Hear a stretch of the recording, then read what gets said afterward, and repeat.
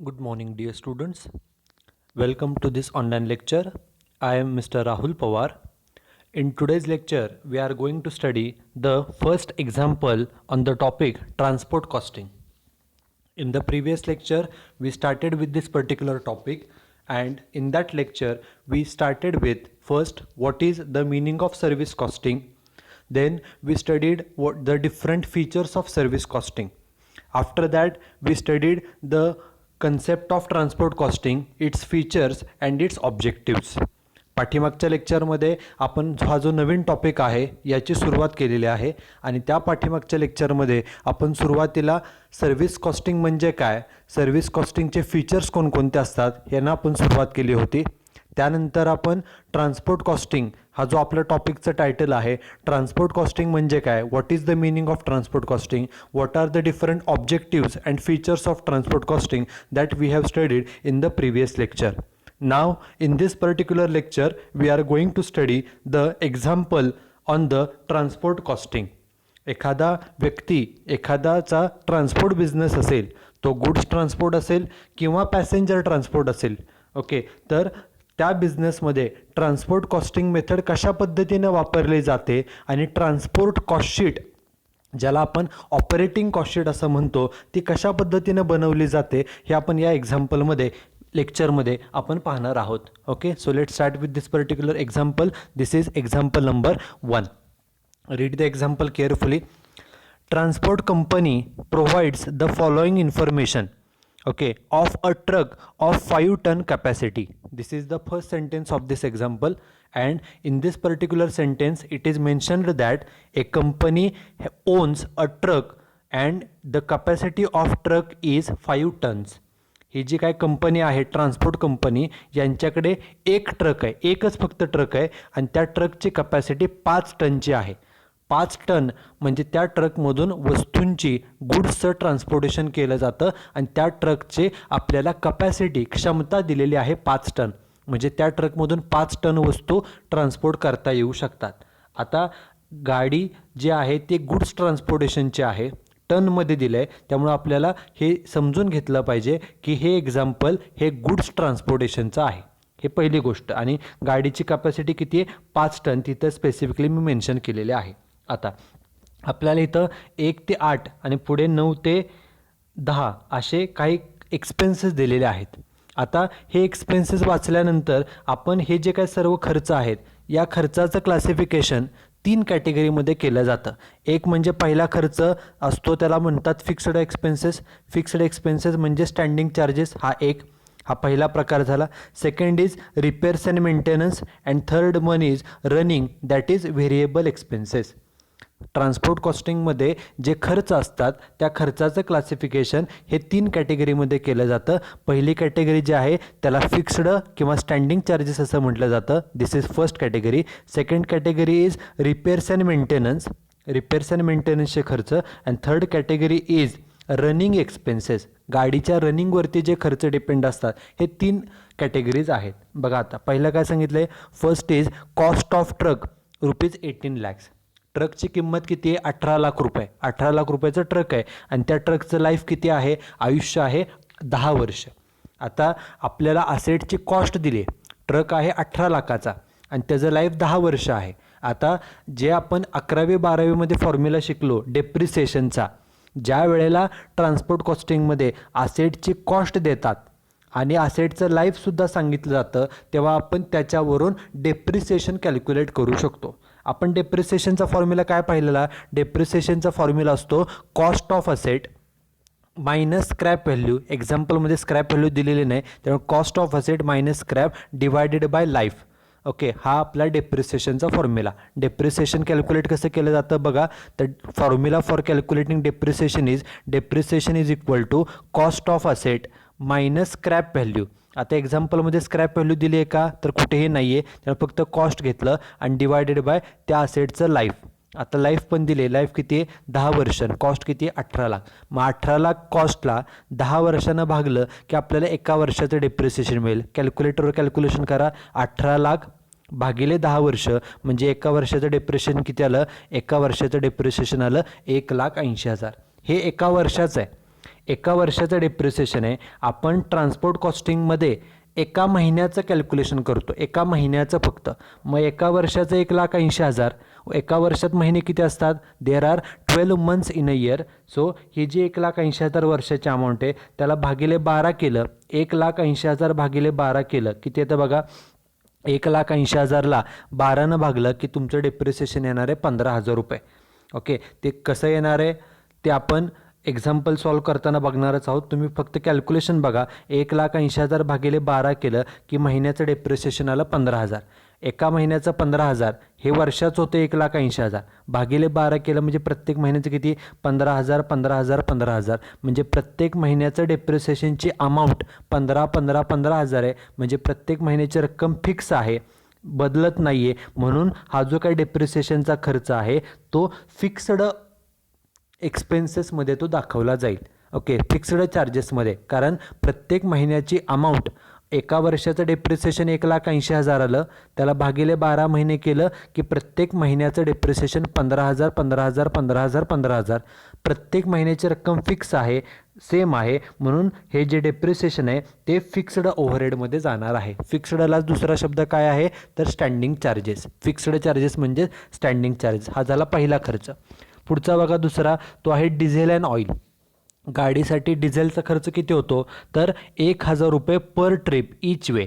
1,000 रुपये एवढा खर्च होतो. आता आपल्याला माहिती आहे डिझेल टू व्हीलर असो, फोर व्हीलर असो किंवा ट्रक असो, डिझेलचा खर्च हा महिन्याचा फिक्स असतो का तो गाडीच्या रनिंगवरती डिपेंड असतो? तर गाडी किती रन होते त्याच्यावरती. म्हणजे हा रनिंग चार्जेसमध्ये येणार आहे. म्हणून याला मी इथं आर म्हटलं. हा खर्च कुठं जाणार आहे? आर म्हणजे रनिंग चार्जेसमध्ये. हा झाला पुढचा दुसरा खर्च.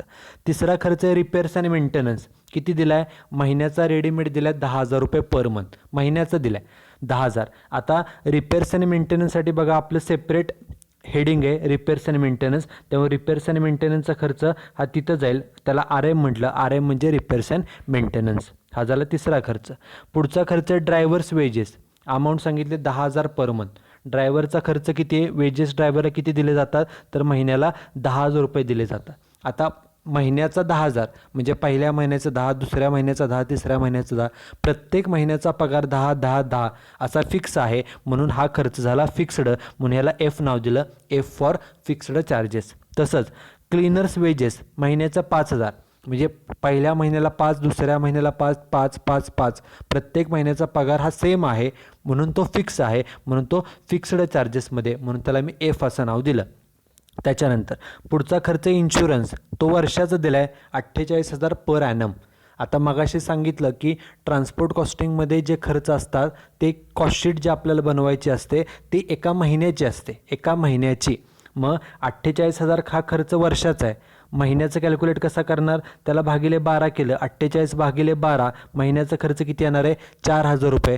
पहिल्या महिन्याचं 4, दुसऱ्या महिन्याचं 4 4 4 4. प्रत्येक महिन्याचा खर्च 4,000 सेम आहे, सेम खर्च आहे महिन्याचा. म्हणून तो जाणार आहे फिक्स्ड चार्जेसमध्ये. प्रत्येक महिन्याची रक्कम सेम असेल तर तो खर्च फिक्समध्ये जातो. तसाच पुढचा पण आहे. टॅक्स आहे वर्षाचा 24,000. हा वर्षाचा आहे. महिन्याचं कॅल्क्युलेट करण्यासाठी भागिले 12 महिने. 24,000 भागिले 12 म्हणजे महिन्याचा खर्च किती आला? 2,000. प्रत्येक महिन्याचा खर्च 2 2 2 2,000 म्हणजे महिन्याचा खर्च सेम आहे. म्हणून हा सुद्धा खर्च कुठं जाणार आहे तर फिक्स्डमध्ये तो जाणार आहे. महिन्याचा खर्च किती आला? 2,000 रुपये. त्यानंतर पुढचा खर्च आहे जनरल सुपरविजन. तो वर्षाचा दिला आहे 96,000 पर ॲनम. वर्षाचा दिला असेल, महिन्याचं कॅल्क्युलेट करण्यासाठी भागिले 12 महिने. 96 भागिले 12 कॅल्क्युलेटरवर करा. 96,000 भागिले 12 एका महिन्याचं किती येईल? 12 8 96 म्हणजे महिन्याचा आला 8,000. प्रत्येक महिन्याचा 8 8 8 8. प्रत्येक महिन्याची रक्कम सेम आहे म्हणून हा जो खर्च आहे हा खर्च आहे फिक्स्डमध्ये. Fixed charges. प्रत्येक महिन्याची अमाऊंट जर सेम असेल तर त्याला फिक्स्ड किंवा स्टँडिंग चार्जेस असं म्हटलं जातं. आता हे झालं खर्चाचं क्लासिफिकेशन. हे सिम्पल आहे. कोणता खर्च फिक्स्ड त्याला एफ नाव दिलं, जो रिपेअर्स अँड मेंटेनन्स आहे त्याला आर एम नाव दिलं, आणि जो गाडीच्या रनिंगवरती आहे पेट्रोल डिझेलचा त्याला आर, आर म्हणजे रनिंग चार्जेस असं म्हटलं. आता याच्यानंतर पुढे जी इन्फॉर्मेशन दिली ती केअरफुली बघा. काय सांगितले? The truck carries goods. हा जो ट्रक आहे तो गुड्स कॅरी करतो, ट्रान्सपोर्ट करतो. कुठून? To and from the city. 2 शहरामध्ये तो गुड्स ट्रान्सपोर्ट करतो. कव्हरिंग अ डिस्टन्स, त्या दोन शहरातलं हे पहिलं शहर आहे त्याला आपण ए म्हणूया, हे दुसरं शहर आहे त्याला बी म्हणूया. ओके, कव्हरिंग अ डिस्टन्स, त्या दोन्ही शहरातलं अंतर किती आहे? 50 किलोमीटर्स ईच वे म्हणजे जाण्याचं अंतर 50 किलोमीटर आणि तसंच परत येण्याचं अंतरसुद्धा किती आहे? तर ते 50 किलोमीटर आहे. हे डिस्टन्स आहे 50 किलोमीटर आणि 50 किलोमीटर जाण्याचं, हे जाण्याचं आणि हे रिटर्न येण्याचं. ओके, आता हे डिस्टन्स झालं किती? 50 किलोमीटर आणि 50 किलोमीटर. पुन्हा एकदा बघा, त्यांनी सांगितले हा जो ट्रक आहे तो दोन शहरांमध्ये, ओके, दोन शहरामध्ये गुड्स ट्रान्सफर करतो. हे पहिलं शहर ए आणि हे दुसरं शहर जे आहे ते बी. ह्या दोन्ही शहरातलं अंतर किती आहे? 50 किलोमीटर आहे. येतानाचं पण अंतर किती आहे? तर 50 किलोमीटर. ओके, आता पुढं काय सांगितलं बघा, हे पहिल्यांदा जातानाचं आहे आणि हे रिटर्नचं आहे. बघा, ऑन आउटवर्ड ट्रिप, आउटवर्ड म्हणजे जाताना, फ्रेट इज अवेलेबल. फ्रेट म्हणजे गाडीमध्ये किती वस्तू असतात, भाडं किती असतं? तर at the rate 100% of capacity. गाडीची कपॅसिटी किती आहे बघा, पहिल्याच वाक्यामध्ये सांगितलं गाडीची कपॅसिटी किती आहे? 5 टनची आहे. 5 टनची कपॅसिटी आहे. ते म्हणतात आउटवर्ड ट्रिपला जाताना गाडीमध्ये 100% कपॅसिटी एवढ्या वस्तू असतात. म्हणजे ट्रक एका गावावरून एका शहरातून दुसऱ्या शहरात जातोय आणि तिथनं परत येतोय. जाताना गाडीमध्ये किती वस्तू असतात आणि येताना किती ते सांगितलं बघा. काय सांगितले? ऑन आउटवर्ड ट्रिप जाताना freight is available at 100% of capacity. गाडीची कपॅसिटी 5 टनची आहे, जाताना पूर्ण 100% कपॅसिटी म्हणजे 5 टन लोड असतो, म्हणून ते इथे लिहिलं मी 5 टन. हे सर्वात महत्त्वाचं आहे, 5 टन जाताना लोड असतो. अँड ऑन रिटर्न, परत येताना, हे परत येताना आहे बघा, on return at 20% of capacity. गाडीची आपल्या कपॅसिटी किती आहे? 5 टनची. मग 5च्या 20%, 5च्या 20% म्हणजे 1 टन. कॅल्क्युलेटर तुम्ही करा, 5 गुणिले 20% म्हणजे किती? 1 टन. येताना गाडीमध्ये फक्त 1 टन एवढा लोड असतो, एवढ्याच वस्तू असतात. जाताना किती वस्तू असतात? 5 टन आणि येताना किती? 1 टन. दोन्ही गावांमधलं, दोन्ही शहरातलं अंतर किती? 50 किलोमीटर 50 किलोमीटर. जायचे 50, यायचे 50. जाताना गाडीत लोड किती? 5 टन. येताना गाडीत लोड किती? 1 टन. ओके, हे झालं एका दिवसाचं. एका दिवसामध्ये गाडी जाते आणि येते एवढं सांगितलं. दिवसाभरामध्ये 2 ट्रिप 4 ट्रिप असं काही सांगितलं नाही. याचा अर्थ आपण समजून घ्यायचं, एका दिवसामध्ये 1 ट्रिप म्हणजे इथून ए शहरातनं बी शहरात जायचं आणि तिथनं परत रिटर्न यायचं. एका दिवसामध्ये 1 ट्रिप म्हणजे जाऊन येऊन परत. Okay, 1 trip. पुढं काय सांगितलं बघा, the truck runs on an average for 25 days in a month. एका महिन्यामध्ये 25 दिवस ट्रक चालतो. हे एक सर्वात महत्त्वाचं कॅल्क्युलेशन आहे. दिवसात, एका महिन्यात किती दिवस ट्रक चालतो? 25 दिवस. महिन्यात दिवस असतात 30-31, परंतु फक्त 25 दिवसच ट्रक हा चालतो. आणि पुढं आपल्याला सांगितले calculate operating cost per ton kilometre. काय कॅल्क्युलेट करायचं आहे? कॉस्ट पर टन किलोमीटर म्हणजे 1 ton per ton, 1 ton load, 1 ton वस्तू 1 किलोमीटर नेण्यासाठी खर्च किती? 1 ton per kilometre. Okay, 1 ton वस्तू 1 किलोमीटर नेण्यासाठी किती खर्च येईल आणि प्लस पुढे आपल्याला रेटसुद्धा विचारले, तो आपण पुढे बघू. आता आपण सर्वात महत्त्वाचे जे कॅल्क्युलेशन आहे ते ह्यामध्ये पहिल्यांदा शिकणार आहोत.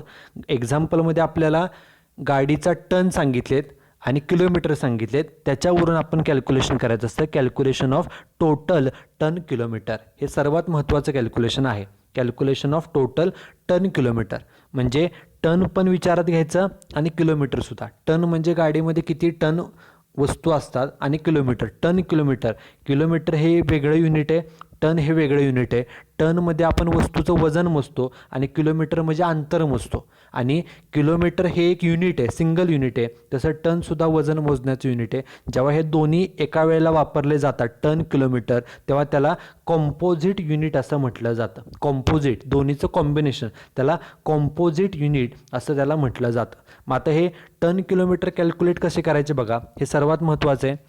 बघा, मगाशी सांगितले जातानाचं टन किती असतात गाडीमध्ये? 5 टन. ओके, आणि जातानाचे किलोमीटर किती? 50 किलोमीटर. तसं येताना, रिटर्न करताना किती टन गाडीत लोड असतो? 1 टन. आणि येतानाचं अंतर किती? 50 किलोमीटर. हे एका दिवसाचा हिशोब झाला. तेच केलं बघा.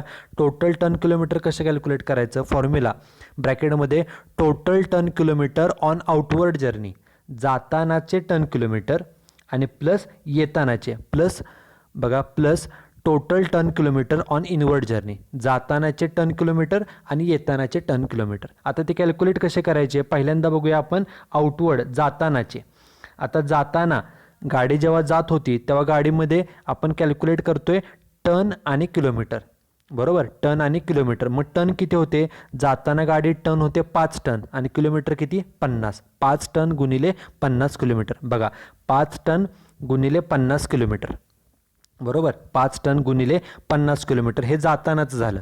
जातानाच हे एका दिवसामध्ये. आपले दिवस किती आहेत तर 25 दिवस आहेत. आपण एकदम डायरेक्ट महिन्याचं कॅल्क्युलेशन करू. हे फक्त जातानाचं एका टन 5 टन आणि 50 किलोमीटर आणि असे दिवस किती आपले त्यांनी सांगितले 25 दिवस. हे झालं जातानाचं कॅल्क्युलेशन.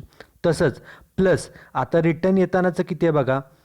रिटर्न येताना टन किती गाडीत असतात तर मग असे सांगितलं टन आपण हिशोब केला 1 टन आणि किलोमीटर किती 50च, म्हणून तेच घेतलं 1 टन गुणिले 50 किलोमीटर आणि किती दिवस गाडी परत येते 25 दिवस. म्हणजे डायरेक्ट आपण एका एका महिन्याचे जे 25 दिवस आहेत त्याचं कॅल्क्युलेशन केलं. मग हे जे पहिलं टेबल आहे, पहिला ब्रॅकेट आहे त्याचं उत्तर आलं 6250 आणि हे जे दुसरा ब्रॅकेट आहे त्याचं उत्तर आलं 1250. दोन्हींची बेरीज किती आली तर 7500. म्हणजे महिन्याभरामध्ये आपण 7500 टन किलोमीटर एवढे गुड्स ट्रान्सपोर्ट करतो. 7500 टन किलोमीटर. हे कॅल्क्युलेशन पुन्हा एकदा बघा. हे कॅल्क्युलेशन फक्त जमणं महत्त्वाचं आहे. आपल्याला टोटल टन किलोमीटर कॅल्क्युलेट करायचे आहेत. त्यासाठी पहिल्यांदा जातानाचे ton kilometre, okay, total ton kilometre on outward journey जाताना आणि परत येताना रिटर्न करतानाचे ton kilometre plus total kilometre on return म्हणजे इनवर्ड जर्नी. मग आता टन किलोमीटर म्हणजे काय, पहिल्यांदा टन घ्यायचे त्याला किलोमीटरनं गुणाकार करायचा. बघा जाताना टन किती असतात गाडीमध्ये, किती लोड असतो 5 टन आणि किलोमीटर किती 50 किलोमीटर, म्हणून 5 टन गुणिले 50 किलोमीटर. ओके, आणि दिवस किती आहेत महिन्यातले 25 म्हणून गुणिले 25 डेज. हे झालं जाताना. आता परत येताना किती असतात बघा. मगाशी आपण कॅल्क्युलेशन केलं. येताना टन किती असतात गाडीत 1 टन, किलोमीटर किती 50 म्हणून 1 टन गुणिले 50 किलोमीटर आणि आपले दिवस 25, बरोबर. म्हणून जातानाचे टन किलोमीटर आले 6250 आणि येतानाचे टन किलोमीटर आले 1250. एकूण किती टन किलोमीटर आले तर 7500. हे झाले आपले एकूण टन किलोमीटर. कॅल्क्युलेशन नेहमी ह्याप्रमाणे करायचं. आता हे जे टन किलोमीटर आलेले आहेत ते आपल्याला कॉस्टशीटमध्ये मेन्शन करावे लागतात, ऑपरेटिंग कॉस्टशीटमध्ये. म्हणून बघा हेडिंग द्यायचं सुरुवातीला ऑपरेटिंग कॉस्टशीट. इथं कोणत्या महिन्याची कॉस्टशीट आहे, मंथ एंडेड काय सांगितलं नाही त्यामुळे काय लिहिलं नाही, फक्त ऑपरेटिंग कॉस्टशीट म्हणायचं. आणि जे आपण आत्ता टन किलोमीटर कॅल्क्युलेट केलेत किती 7500 ते इथे लिहायचे. Total ton kilometre 7500. ओके, हेच इथं मेन्शन करणं महत्त्वाचं आहे, टोटल टन किलोमीटर. आता फक्त 2 कॉलम करायचे. फर्स्ट कॉलम जो आहे तो पर्टिक्युलर्स आणि सेकंड कॉलमला नाव द्यायचं. जे मग अशी मी सांगितलं की ट्रान्सपोर्ट कॉस्टिंगमध्ये जी कॉस्टशीट बनवली जाते ती मंथ वाईज बनवली जाते, म्हणून अमाऊंट कॉलमला नाव दिलं per month amount in rupees. महिन्याचा खर्च फक्त तिथे लिहायचा आहे. आता आपण खर्च मागाशीच क्लासिफिकेशन केलं आहे. क्लासिफिकेशन पण सांगितलं की ट्रान्सपोर्ट कॉस्टिंगमध्ये 3 प्रकारे खर्च क्लासिफाय केला जातं. एक म्हणजे फिक्स्ड आणि स्टँडिंग, दुसरा रिपेअर्स आणि मेंटेनन्स आणि तिसरा म्हणजे रनिंग चार्जेस. म्हणून पहिल्यांदा नाव लिहिलं a fixed oblique standing charges. Fixed खर्च असं हेडिंग दिलं. आता त्याखाली फिक्स्ड खर्च घ्यायचे. बघा कोणकोणते. पहिलाच खर्च आहे बघा डेप्रिसिएशन, आपण मागाशी कॅल्क्युलेट केलेलं, तो फिक्स्ड आहे, त्याला आपण एफ नाव दिलेलं. मग डेप्रिसिएशन ॲसेट कितीची होती 18 लाखाची आणि 10 वर्ष त्याचं लाईफ होतं. त्यावरून डेप्रिसिएशन आपण कॅल्क्युलेट केलं आणि डेप्रिसिएशन फिक्स्ड खर्च आहे. आपण मगाशीच पाहिलं कसं कॅल्क्युलेट केलं. 18 लाखाचे असेट भागिले 10 वर्ष केलं म्हणजे एका वर्षाचं डेप्रिसिएशन आलं 1,80,000, बरोबर. आणि महिन्याचं कॅल्क्युलेट करण्यासाठी भागिले 12 महिने केलं. एका महिन्याचं डेप्रिसिएशन मगाशीच कॅल्क्युलेट किती केलं होतं आपण 15,000 रुपये. एका महिन्याचं 15,000, दुसऱ्या तिसऱ्या चौथ्या प्रत्येक महिन्याचं डेप्रिसिएशन 15,000 म्हणून अमाऊंट सेम आहे प्रत्येक महिन्याची, म्हणून तो फिक्स्ड खर्च हा झाला पहिला. त्यानंतर बघा दुसरा कोणता आहे फिक्स खर्च. पहिला खर्च झाला आपला हा डेप्रिसिएशन आपण कॅल्क्युलेट केला. अजून फिक्स्ड खर्च कोणता आहे बघा इथे. Drivers wedges 10,000 per month.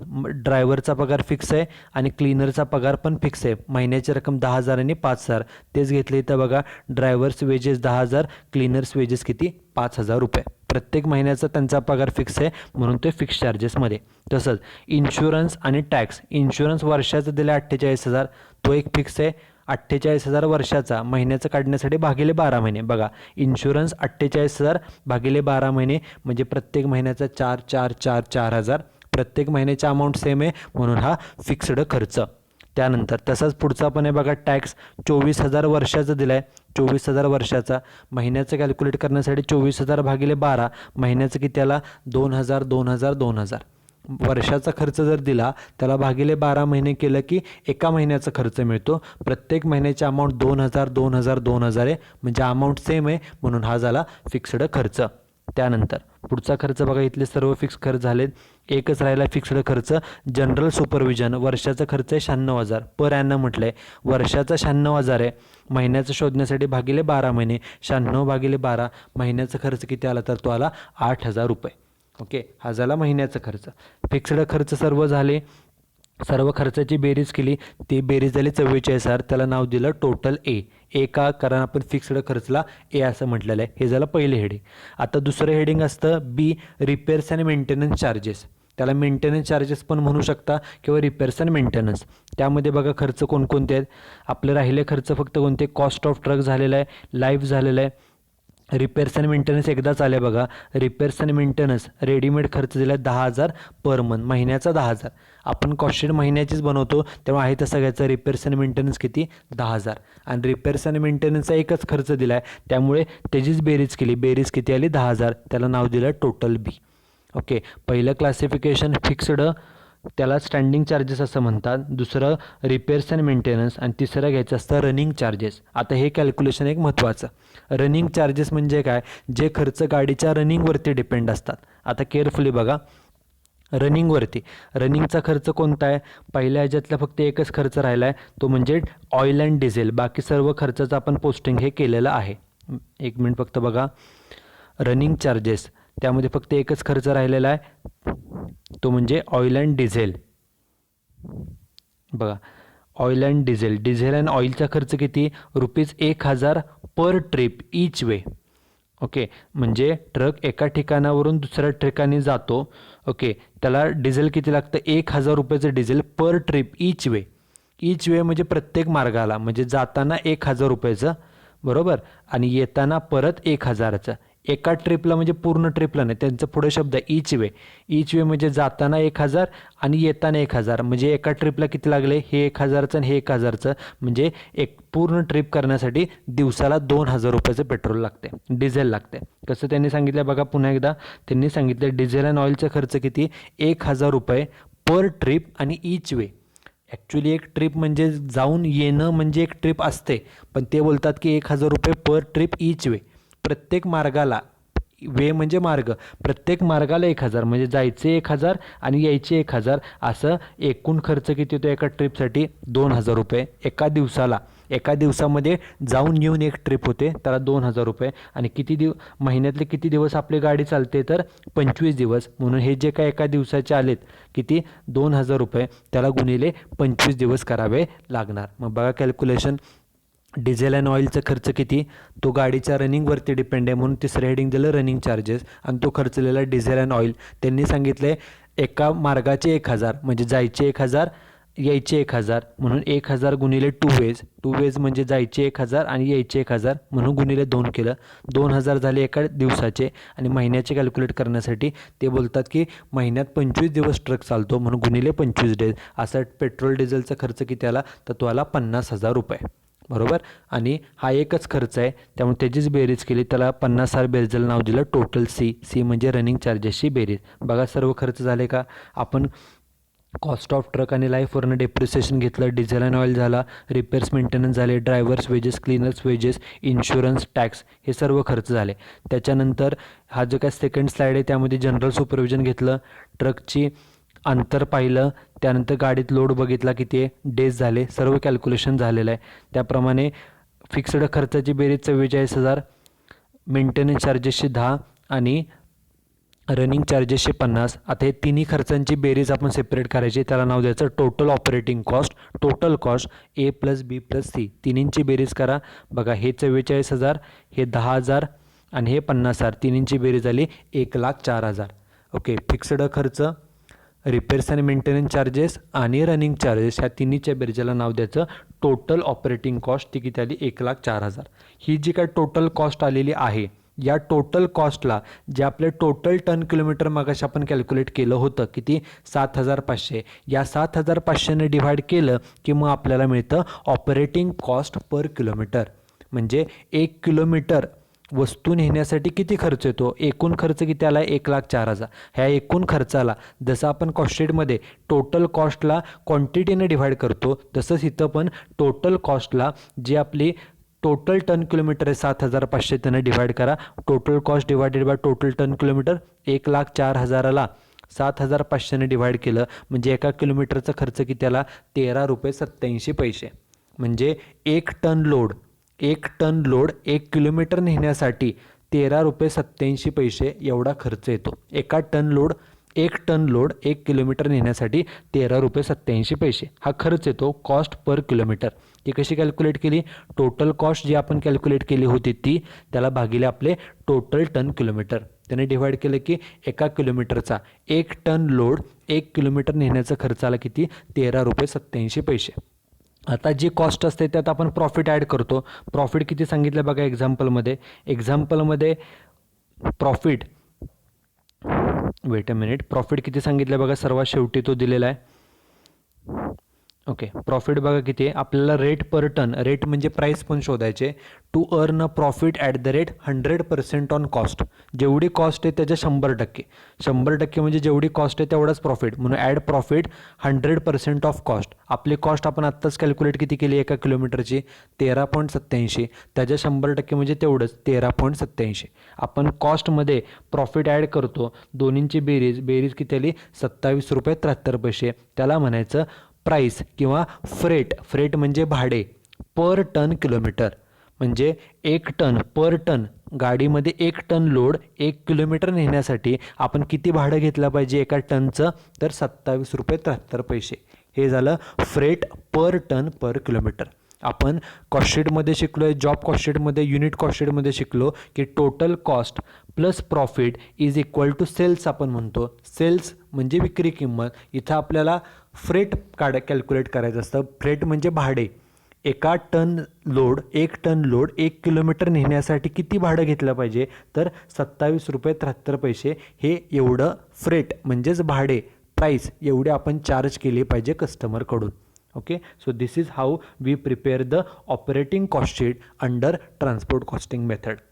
Transport costing मेथडमध्ये आपण जी कॉस्टशीट तयार करतो त्यासाठी जे एक्सपेन्सेस आहेत, खर्च आहेत, या खर्चाचं क्लासिफिकेशन आपण 3 कॅटेगरीजमध्ये केलं.